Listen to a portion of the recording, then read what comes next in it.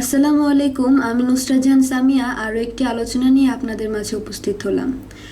আজকে আমি যে বিষয়ে আলোচনা করব সেটি হলো এই বিশ্বজগতে সমস্ত সৃষ্টি বলতে যাহা কিছু আছে 18,000 মাকলুকাতি আদম। এ কেমন কথা? চলুন একটু বুঝে নিই।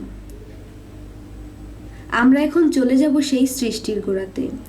আল্লাহর নূরে মুহাম্মদী নূর সৃষ্টি হয়েছে এবং মুহাম্মদী নূরে সারা জাহান সৃষ্টি হয়েছে। 18,000 মাকলুকাত সৃষ্টি হয়েছে এবং এই মাকলুকাতের মাঝে মানুষ সর্বশ্রেষ্ঠ মাকলুকাত। আমি বলতে চাই সমস্ত প্রাণী জগৎই আদম। যদি আমরা সকলেই ভাবি এবং বলি সমস্ত প্রাণী জগৎ আদম হয় কি করে, তাহলে আমি বলবো সমস্ত প্রাণী জগৎ যদি আদম না হয় তাহলে আল্লাহ তাআলা দোষী হয়ে যাবেন। আল্লাহ সমান বিচারক আর থাকবেন না। কারণ সৃষ্টির শুরু থেকেই মহান আল্লাহ তাআলা মানুষরূপে যাহাদেরকে পাঠাইয়া দিলেন তাদের কি পূর্ণতা ছিল, এবং যারা অন্যান্য প্রাণীরূপে পাঠাইয়া দিলেন তাহাদের কি অপূর্ণতা ছিল। সর্ব 18,000 মাকলুকাতেরই তো প্রাণ আছে, আত্মা আছে, রূহ আছে। সৃষ্টির শুরুতে তো তাদের কোনো অপরাধ ছিল না, কেননা তারাও তো আদম। এখানে মূল বিষয়টি হলো সমস্ত আত্মাদেরও রূপ সৃষ্টি করা হয়েছে। সমস্ত আত্মাই আদম রূপে সৃষ্টি করা হয়েছে।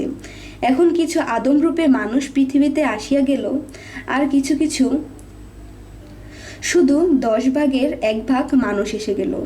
বাদ বাকি সব কীট পতঙ্গ, গাছপালা, পশু পাখিতে জন্ম নিতে হলো। কীট পতঙ্গ, গাছপালা, পশু পাখিতে জন্ম নিতে হলো কেন? তাদের কি অপরাধ ছিল? অপরাধ ছাড়া তো আল্লাহ তাআলা কাউকে সাজা দেন না, বেআইনি কাজ করেন না। তাহলে কোন আইনে তারা প্রাণী জগতে চলে গেল, জন্ম নিতে হলো? মহান আল্লাহ তাআলা সমস্ত আত্মজগৎকে নেওয়ার আরও অনেক আগেই বলা হয়েছে, হে সকল আত্মা, শৃঙ্খলার সাথে এই কাজগুলো করো। এবং আজ থেকে আমাদের এই ডিউটি দেওয়া হইল, তোমাদের মধ্যে যারা আমার আদেশ পালন না করবে ও বিশৃঙ্খলা করবে তারা দোজক এবং জাহান্নামে নিক্ষেপ হবে।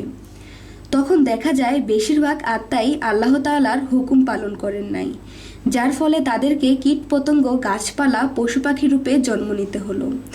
এবং যারা পশুরূপে জন্ম নিল তারাই জাহান্নামী হয়ে গেল। আর আমাদের আরও শাস্ত্রগ্রন্থে পেয়েছি যারা দোজকে যাবে তাদেরকে মহান আল্লাহ তাআলা মানব রূপে দোজকে নিক্ষেপ করবেন না, নিক্ষেপ করবেন পশু রূপে। যারা আদম বা মানুষ রূপে আসলো এই পৃথিবীতে জন্ম নেয়া সেই একমাত্র বেহেশতি। এই পৃথিবীতে সমস্ত 18,000 মাকলুকাত মূলত আদম এবং আদম রূপেই আত্মা বিরাজমান আছে। কিন্তু 18,000 মাকলুকাত এদের মধ্যে মানুষই শুধু রূপ পেয়েছেন, বাদবাকি অন্যান্য প্রাণীরূপে জন্ম নিলেও দেখা যায় তাদের আত্মাটা মানব রূপেই বিরাজমান আছে।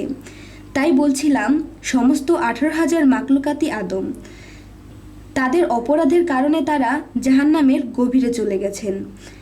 আবার যখন উঠে আসবেন তখন আস্তে আস্তে মানব রূপেই আসবেন, যেমন বানর, শিম্পাঞ্জি, গেরিলা হয়ে শেষে মানবের ঘরে জন্ম নেবে। আল্লাহ আমাদেরকে সঠিক কথা বোঝার তৌফিক দান করুন। এই বলেই রাখছি, সকলেই ভালো থাকবেন। আমাদের চ্যানেলটি যদি আপনাদের ভালো লাগে, আমাদের আলোচনাগুলো যদি আপনাদের ভালো লাগে, অবশ্যই আমাদের চ্যানেলটিকে সাবস্ক্রাইব করে আমাদের সাথেই থাকবেন। আল্লাহ হাফেজ।